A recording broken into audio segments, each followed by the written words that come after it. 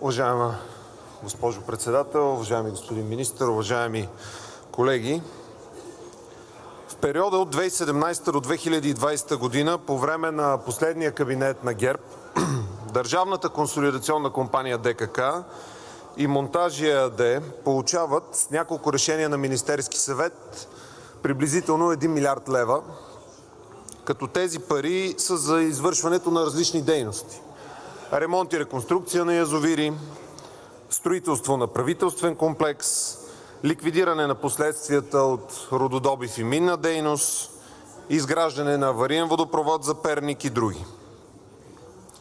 Част от финансирането на този 1 милиард е осигурено с кредит от Българската банка за развитие, който в различните периоди стига над 150 милиона лева.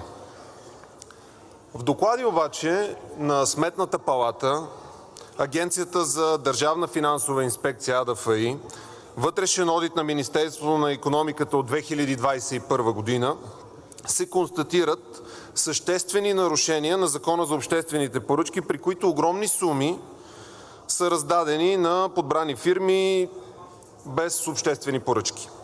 Още тогава прокуратурата започва проверки и впоследствие обаче се оказва, че имаме ремонтирани едва шепа язовири, няма узаконени такива. Тези дори, които са ремонтирани, са с съществени дефекти. Няма правителствен комплекс, няма работещ водопровод на Перник, но парите са потънали в дън земя. Прокуратурата и две съдебни инстанции не намират никакви основания да се стартира процедура по досъдебно производство и в крайна сметка цялата тази съществена злоупотреба се разминава с административна глоба. Осъден е един от директорите на „Монтажи“ ЕАД с глоба да заплати 50 хиляди лева. Представете си, имаме 1 милиард пари, които са потънали, 50 хиляди лева административна глоба. Междувременно в същия този период е започнала и финалната фаза по скритата приватизация на Пловдивския панаир, при който държавата прехвърля едни акции от Министерството на икономиката към Община Варна, след което тези акции се прехвърлят, апортират към дружеството на Георги Гергов „Пълдин Туринвест“.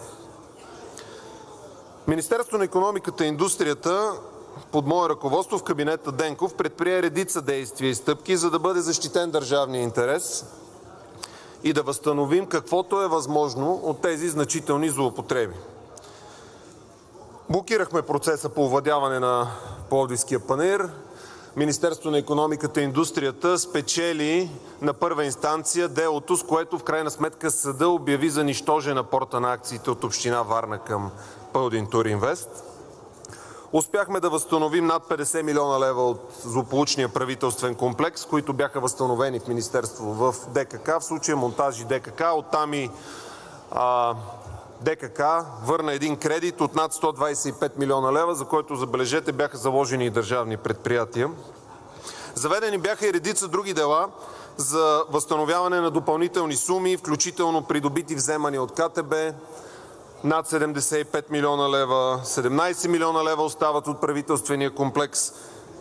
Но имаше и едни 3 дела, които бяха заведени за възстановяване на 14 милиона лева от застраховки, платени от „Монтажи“, за да получи аванса си от Държавната консолидационна компания. Застраховки, които, забележете, застрахователното дружество ОЗК „Застраховане“ дори в общите си условия е споменало тогава, че застраховката не важи и застрахователят не дължи обезщетение, ако застрахован и застраховащ са свързани лица по смисъла на Търговския закон. ДКК и „Монтажи“ ЕАД са свързани лица по смисъла на Търговския закон още при подписването на конкретните полици. Но въпреки това държавата ни тогава през публичните предприятия е платила общо около 16 милиона лева премии за тези застраховки. Единодушно тогава „Монтажи“ ЕАД, ръководството на „Монтажи“ ЕАД, Държавна консолидационна компания, разбира се, с подкрепата на екипа на Министерството на икономиката и индустрията, заведохме тези 3 дела с идеята ОЗК да възстанови на държавата, на държавните предприятия тези пари.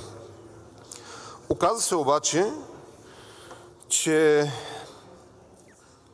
в края на миналия месец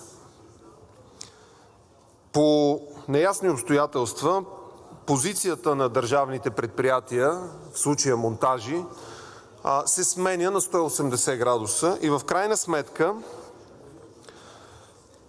изпълнителният директор на дружеството Никола Начев прави пълен отказ от предявените съдебни искове към ОЗК „Застраховане“ и така държавата безвъзвратно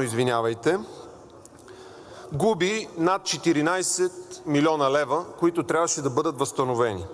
Забележете, сключва се извънсъдебна спогодба, при която държавата се отказва, пак казвам, безвъзвратно да търси тези 14 милиона лева, като за сметка на това великодушно ОЗК „Застраховане“ се съгласява да ни възстанови съдебните разходи, които ние сме направили, за да върнем обратно тази сума на държавата.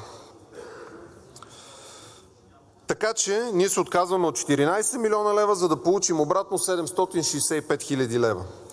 Тук моят въпрос е: моля да ни разясните на нас и на българските граждани как позицията на едни и същи ръководители в Министерството на икономиката, както и в подопечните дружества, претърпя такъв генезис само за няколко седмици след като Вие поехте Министерството и как така се прояви такова великодушие, при което ние се отказахме да търсим тези 14 милиона лева и в крайна сметка получихме 765 хиляди лева. Какви действия предприехте Вие от началото на мандата Ви като служебен министър за защита на националния интерес, освен по тези дела и по линия на Пловдивския панаир? Благодаря Ви. Благодаря Ви, господин